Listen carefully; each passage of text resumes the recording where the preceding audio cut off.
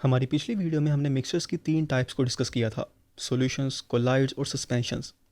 इस वीडियो में हम सॉल्यूशंस को थोड़ा और डिटेल में समझने की कोशिश करेंगे, लेकिन उससे पहले हम सॉल्यूशंस की बेसिक्स को जल्दी से रिवाइज कर लेते हैं। तो सॉल्यूशंस की डेफिनेशन जो हमने पिछली वीडियो में पढ़ी थी वो ये थी कि सॉल्यूशन एक ऐसा मिक्सचर होता है जिसमें सोल्यूट के पार्टिकल्स सॉल्वेंट के अंदर कम्प्लीटली हल हो जाते हैं। और ये जो दो टर्म्स हैं, सोल्यूट और सॉल्वेंट, इनके बारे में भी हमने समझा था कि किसी भी सॉल्यूशन में सॉल्वेंट वो चीज़ होती है जो ज़्यादा अमाउंट में मौजूद होती है और सोल्यूट वो चीज़ होती है जो कम अमाउंट में मौजूद होती है।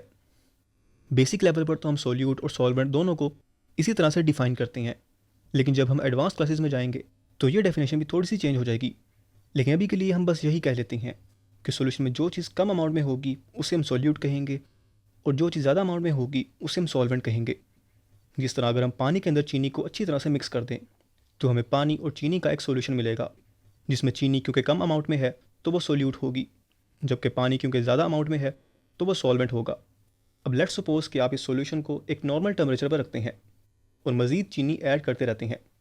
तो जैसे जैसे आप इस सॉल्यूशन में मज़ीद चीनी ऐड करते रहेंगे, इस सॉल्यूशन में चीनी की अमाउंट इंक्रीज़ होती रहेगी और साथ ही साथ चीनी के हल होने की स्पीड भी स्लो होती चली जाएगी। यानी आहिस्ता आहिस्ता इस सॉल्यूशन में चीनी को हल करना मुश्किल होता चला जाएगा और फिर एक ऐसा पॉइंट आएगा जब इस पानी की चीनी को हल करने की कैपेसिटी ख़त्म हो जाएगी। इस पॉइंट के बाद जब आप इस सॉल्यूशन में मज़ीद चीनी ऐड करेंगे तो वो चीनी हल नहीं होगी, बल्कि कंटेनर के अंदर ऐसे ही पड़ी रहेगी। यानी अब अगर आप गौर करें तो इस सॉल्यूशन की दो स्टेजेस थी। एक स्टेज तो वो थी जब सॉल्वेंट यानी पानी में सोल्यूट यानी चीनी को हल करने की कैपेसिटी थी। उस स्टेज पर अगर हम पानी में मज़ीद चीनी ऐड करते तो पानी उसे हल कर लेता। लेकिन फिर दूसरी स्टेज तब आई जब इस सॉल्वेंट की मैक्सिमम कैपेसिटी रीच हो गई और इस स्टेज के बाद इस सॉल्वेंट ने मज़ीद सोल्यूट को अपने अंदर हल करने से इनकार कर दिया। और सॉल्यूशंस की इन्हीं दो स्टेजेस को हम केमिस्ट्री की लैंग्वेज में दो डिफरेंट नाम देते हैं, अनसैचुरेटेड सॉल्यूशंस और सैचुरेटेड सॉल्यूशंस। एक ऐसा सॉल्यूशन जिसमें किसी खास टेम्परेचर पर मज़ीद सोल्यूट को अपने अंदर हल करने की कैपेसिटी हो, अनसैचुरेटेड सॉल्यूशन कहलाता है। जबकि दूसरी तरफ एक ऐसा सॉल्यूशन जो किसी खास टेम्परेचर पर मज़ीद सोल्यूट को अपने अंदर हल ना कर सकता हो, सैचुरेटेड सॉल्यूशन कहलाता है। इन दोनों डेफिनेशन में आपने नोट किया होगा कि मैंने एक टर्म पर्टिकुलर टेम्परेचर यानी ख़ास दर्जा हरारत यूज़ की है। ऐसा इसलिए है कि सॉल्यूशंस को स्टडी करते हुए हमें उनके टेम्परेचर पर भी नज़र रखनी पड़ती है, क्योंकि टेम्परेचर के ऊपर नीचे होने से सॉल्यूशंस का बिहेवियर भी तब्दील हो जाता है। लेकिन सॉल्यूशंस पर टेम्परेचर का क्या असर होता है, इसे हम थोड़ी देर बाद आगे चलकर डिटेल में डिस्कस करेंगे। और अभी हम सॉल्यूशंस के हवाले से एक बहुत ही इंपॉर्टेंट टर्म सोलिबिलिटी को समझते हैं। सोलिबिलिटी असल में किसी भी सॉल्वेंट में सोल्यूट के हल होने की मैक्सिमम कैपेसिटी के बारे में हमें एक आइडिया देती है। यानी अगर हम सोलिबिलिटी को डिफाइन करें तो एक 100 ग्राम सॉल्वेंट में किसी खास टेम्परेचर पर सोल्यूट की जितनी मैक्सिमम अमाउंट हल हो सकती है, जिसके बाद वो सोल्यूट उस सॉल्वेंट में मज़ीद हल नहीं होगा, उस अमाउंट को हम उस सोल्यूट की सोलिबिलिटी कहते हैं। यानी दूसरे लफ्ज़ों में एक सैचुरेटेड सोल्यूशन में सोल्यूट की जो मैक्सिमम अमाउंट हल हो गई है उसे हम सोल्यूट की सोलिबिलिटी कहते हैं। फॉर एग्जाम्पल रूम टेम्परेचर पर 100 ग्राम पानी में चीनी की सोलिबिलिटी 203.9 ग्राम होती है और नमक की पानी में सोलिबिलिटी 36 ग्राम होती है। यानी अगर हम रूम टेम्परेचर पर 100 ग्राम पानी में चीनी का एक सैचुरेटेड सोल्यूशन बनाएं तो उसमें मैक्सिमम 203.9 ग्राम चीनी हल होगी। और अगर हम रूम टेम्परेचर पर नमक का एक सैचुरेटेड सोल्यूशन बनाएं तो उसमें मैक्सिमम 36 ग्राम नमक 100 ग्राम पानी में हल होगा। रूम टेम्परेचर का मतलब होता है एक कमरे का दर्जा हरारत जो आमतौर पर 20 डिग्री सेल्सियस के आसपास रहता है। अब जैसे कि आपको चीनी और नमक की सोलिबिलिटी वैल्यूज़ को देखकर अंदाज़ा हो ही गया होगा कि चीनी पानी में नमक की निस्बत ज़्यादा मिकदार में हल हो सकती है। मतलब कि अगर हम 20 डिग्री सेल्सियस पर इन दोनों के सैचुरेटेड सोल्यूशन प्रिपेयर करें तो उनमें चीनी की मिकदार नमक से ज़्यादा होगी। ऐसा इसलिए होता है कि चीनी के मॉलिक्यूल्स नमक में मौजूद जो आइंस हैं उनसे साइज़ में बड़े होते हैं। चीनी के मॉलिक्यूल्स के बड़े साइज़ की वजह से उसे पानी के बहुत ज़्यादा मॉलिक्यूल्स घेर लेते हैं, लेकिन नमक के आइंस को बहुत कम पानी के मॉलिक्यूल्स घेरते हैं। और सॉल्वेंट के मॉलिक्यूल्स जिन सोल्यूट के पार्टिकल्स को अच्छी तरह से घेर लेते हों उन सोल्यूट्स की सोलिबिलिटी ज़्यादा हो जाती है। इस सारी एक्सप्लेनेशन से हमें यह बात पता चली कि किसी भी सॉल्वेंट के अंदर मुख्तलिफ सोल्यूट्स मुख्तलिफ अमाउंट में हल होते हैं। कुछ सोल्यूट्स की सोलिबिलिटी ज़्यादा होती है और कुछ सोल्यूट्स की सोलिबिलिटी कम होती है, और ये सोलिबिलिटी दोनों चीज़ों पर डिपेंड करती है, सोल्यूट्स पर भी और सॉल्वेंट पर भी। यानी अगर तो सोल्यूट और सॉल्वेंट के पार्टिकल्स एक दूसरे को पसंद करते हैं और सॉल्वेंट के पार्टिकल्स सोल्यूट के पार्टिकल्स को अच्छी तरह से घेर लेते हैं तो उस सोल्यूट की सोलिबिलिटी उस सॉल्वेंट में ज़्यादा होगी। लेकिन अगर सोल्यूट और सॉल्वेंट के पार्टिकल्स एक दूसरे को पसंद तो करते हों, लेकिन छोटे साइज़ की वजह से बहुत कम सॉल्वेंट पार्टिकल्स सोल्यूट के पार्टिकल्स को घेरते हों, तो इससे भी उस सोल्यूट की सोलिबिलिटी थोड़ी कम हो जाती है। लेकिन अगर सोल्यूट और सॉल्वेंट एक दूसरे को पसंद ही नहीं करते हों, जिस तरह ऑयल और पानी है, तो वो दोनों कभी भी मिलकर सॉल्यूशन नहीं बनाएंगे। अगर आप ऑयल को पानी में हल करना चाहें तो ऑयल पानी में बिल्कुल भी हल नहीं होगा और उसके ऊपर ही तैरता रहेगा। सॉल्यूशंस और उनकी सॉल्युबिलिटी को डिस्कस करने के बाद अब हम अपने नेक्स्ट सब टॉपिक को डिस्कस करते हैं और ये समझते हैं कि किस तरह सॉल्वेंट का दर्जा हरारत सॉल्यूट्स की सॉल्युबिलिटी पर असरअंदाज होता है। लेकिन मेरा ख्याल है कि इस टॉपिक को आप मेरे से ज़्यादा अच्छी तरह समझते होंगे क्योंकि आपने इसको लाजमी ऑब्जर्व किया होगा। वो इस तरह से कि जब भी हम कोई शरबत बनाते हैं तो हम चीनी को एक नॉर्मल टेम्परेचर वाले पानी में हल करते हैं ताकि चीनी ज़्यादा अमाउंट में हल हो जाए और थोड़ा जल्दी भी हल हो जाए। लेकिन अगर हम एक यख ठंडे पानी में चीनी को हल करने की कोशिश करेंगे तो चीनी बहुत स्लो भी हल होगी और चीनी की बहुत कम अमाउंट हल होगी। और इसके बिल्कुल बरक्स जब आप कुछ मीठा पकाने के लिए शीरा या चाशनी बनाते हैं तो उस वक्त जब आप गर्म पानी के अंदर चीनी को हल करते हैं तो चीनी बहुत ज़्यादा मिकदार में उस गर्म पानी में हल हो जाती है और बहुत ज़्यादा जल्दी हल हो जाती है। यानी ये आपको पहले से ही पता है कि चीनी की पानी में हल होने की मिकदार और रफ्तार दोनों ही टेम्परेचर डिक्रीज़ करने से डिक्रीज़ होते हैं और इंक्रीज़ करने से इंक्रीज़ होते हैं। और यही प्रीटी मच इस टॉपिक का सारा कंसेप्ट है। वो इस तरह से कि टेम्परेचर की तब्दीली मुख्तलिफ सॉल्यूट्स की सॉल्युबिलिटी पर मुख्तलिफ तरह से असरअंदाज होती है। सॉल्युबिलिटी और टेम्परेचर के इस ताल्लुक को समझने के लिए हम 3 फर्जी सॉल्यूट्स लेते हैं, सोल्यूट ए, सोल्यूट बी और सोल्यूट सी, और इन तीनों की सॉल्युबिलिटी और टेम्परेचर के ताल्लुक को स्टडी करते हैं। सबसे पहले हम सोल्यूट ए से स्टार्ट करते हैं। सोल्यूट ए की सॉल्युबिलिटी और सॉल्वेंट के टेम्परेचर के दरमियान में डायरेक्ट रिलेशन है। मतलब अगर हम सोल्यूट ए को एक ऐसे सॉल्वेंट में हल करें जिसका टेम्परेचर ज़्यादा हो तो सोल्यूट ए की सॉल्युबिलिटी ज़्यादा होगी और टेम्परेचर जितना ज़्यादा हाई होगा सॉल्युबिलिटी भी उतनी ज़्यादा हाई होगी। लेकिन जैसे जैसे वो सॉल्वेंट ठंडा होगा वैसे वैसे सोल्यूट ए की सॉल्युबिलिटी उस सॉल्वेंट में कम होती चली जाएगी।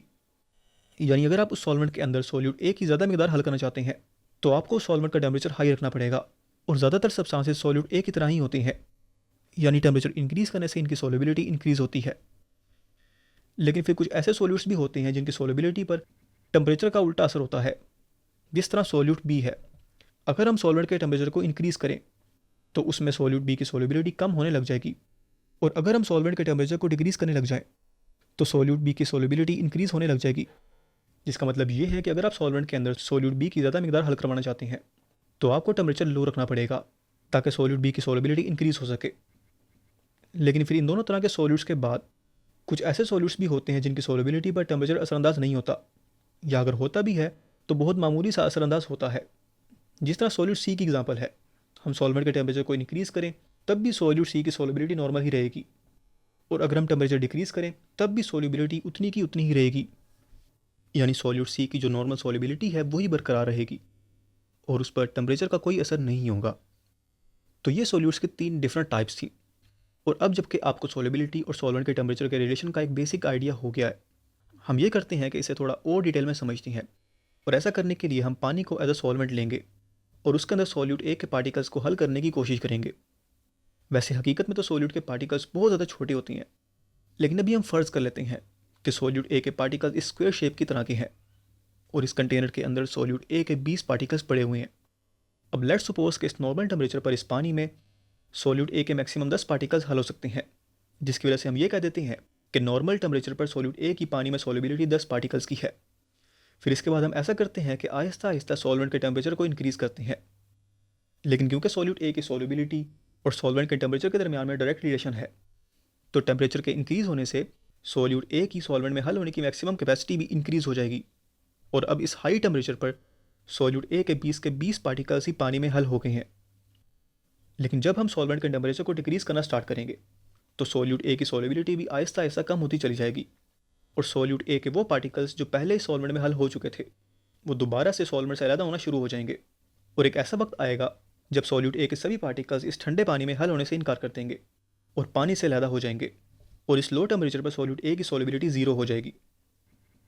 फिर अगर हम अपने सेकंड सोल्यूट बी को लें और फ़र्ज़ कर लें कि नॉर्मल टेम्परेचर पर सोल्यूट बी के मैक्सिमम 10 पार्टिकल्स पानी में हल हो सकते हैं, तो अब क्योंकि सोल्यूट बी की सॉल्युबिलिटी और टेम्परेचर के दरमियान में उल्टा यानी इन्वर्स रिलेशन है, तो जैसे जैसे हम सॉल्वेंट के टेम्परेचर को इंक्रीज़ करेंगे वैसे वैसे सोल्यूट बी के जो 10 पार्टिकल्स पानी में हल हो चुके थे वो 10 पार्टिकल्स भी पानी में हल होने से इनकार कर देंगे और सॉल्वेंट यानी पानी से अलग हो जाएंगे और इस हाई टेम्परेचर पर सोल्यूट बी की सॉल्युबिलिटी 0 हो जाएगी।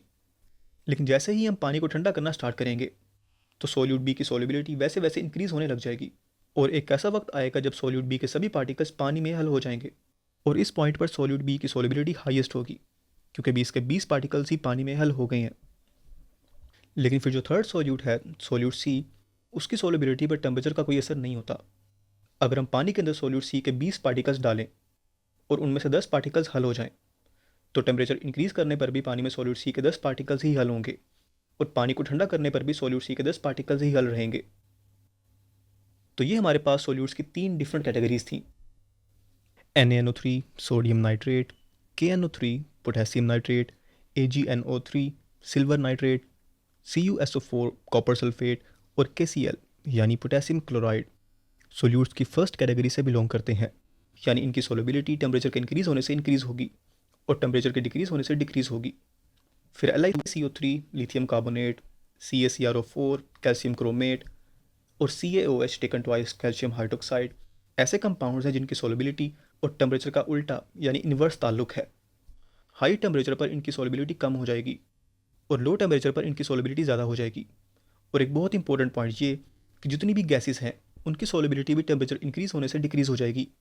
लेकिन NaCl सोडियम क्लोराइड यानी नमक, उसकी सॉल्युबिलिटी पर टेम्परेचर कोई इतना फ़र्क नहीं डालता। सोडियम क्लोराइड की सॉल्युबिलिटी टेम्परेचर के इंक्रीज़ होने से बहुत मामूली सी इंक्रीज़ होगी, तकरीबन ना होने के बराबर ही कह लें। फिर क्योंकि सॉल्यूट्स की सॉल्युबिलिटी टेम्परेचर के चेंज होने से चेंज हो जाती है, तो इसीलिए मुख्तलिफ टेम्परेचर्स पर सॉल्यूट्स की सॉल्युबिलिटी को स्टडी करना बहुत ज़्यादा मुश्किल हो जाता है, क्योंकि हमें नहीं पता होता कि किसी भी टेम्परेचर पर एक सैचुरेटेड सॉल्यूशन में सॉल्यूट की कितनी अमाउंट हल हो चुकी है। यानी दूसरे लफ्ज़ों में ऐसे कह लें कि हमें नहीं पता होता कि उस सॉल्यूट की सॉल्युबिलिटी क्या है। तो ऐसी प्रॉब्लम्स को सॉल्व करने के लिए हम केमिस्ट्री में एक स्पेशल किस्म का ग्राफ यूज़ करते हैं जिसे सॉल्युबिलिटी कर्व कहते हैं।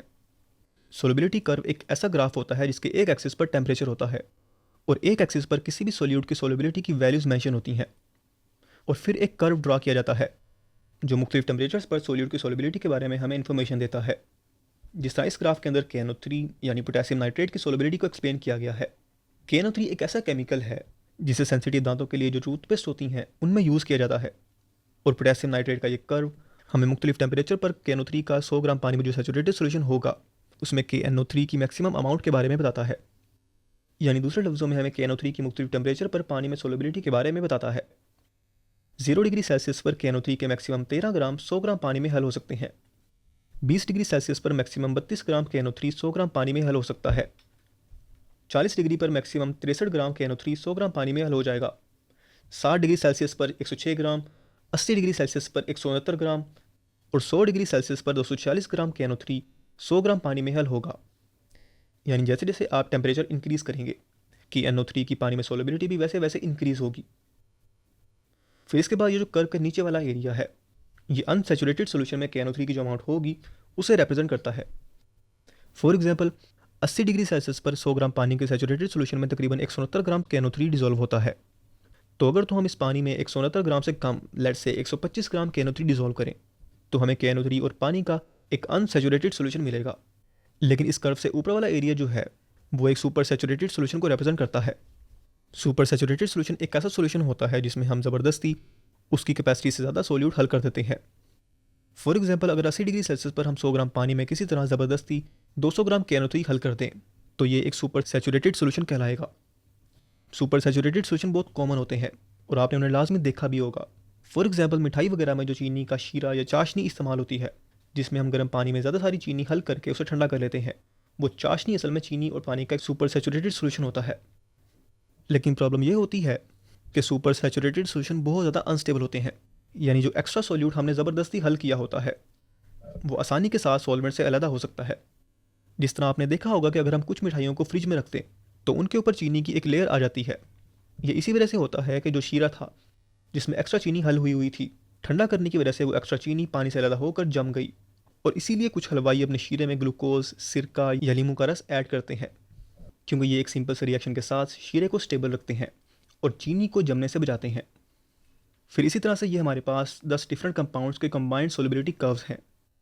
वो सभी कंपाउंड्स जिनके सॉल्युबिलिटी कर्व्स ऊपर की तरफ जा रहे हैं, इन सब की सॉल्युबिलिटी टेम्परेचर के इंक्रीज़ होने से इंक्रीज़ होगी और टेम्परेचर के डिक्रीज़ होने से डिक्रीज़ होगी।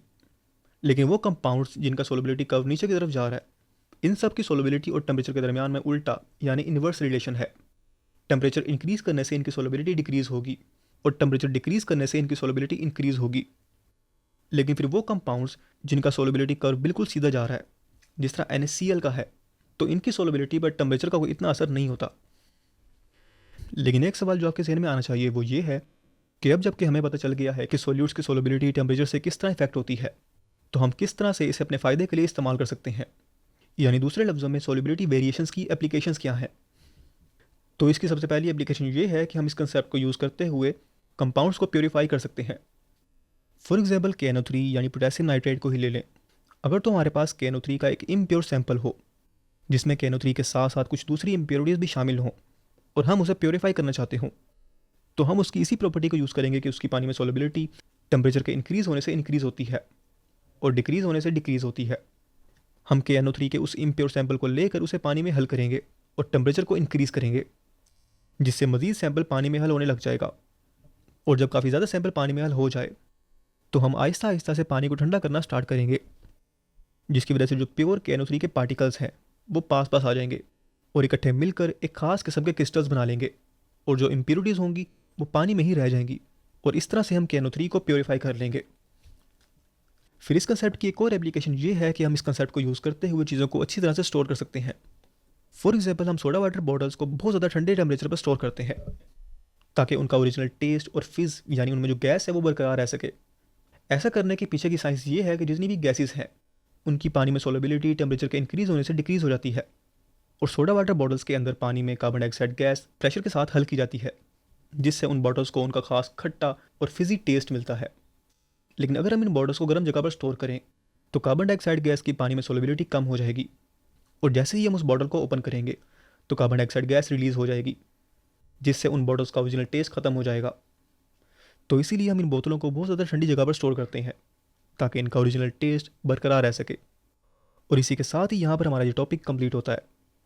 अब जबकि हमें केमिस्ट्री का काफ़ी अच्छा बेसिक आइडिया हो गया है, तो अब हम केमिस्ट्री की जो ब्रांचेज़ हैं उन्हें स्टडी करने के लिए रेडी हैं कि किस तरह से हमने केमिस्ट्री को बेहतर अंदाज में समझने के लिए उसे मुख्तलिफ शाखों में डिवाइड किया।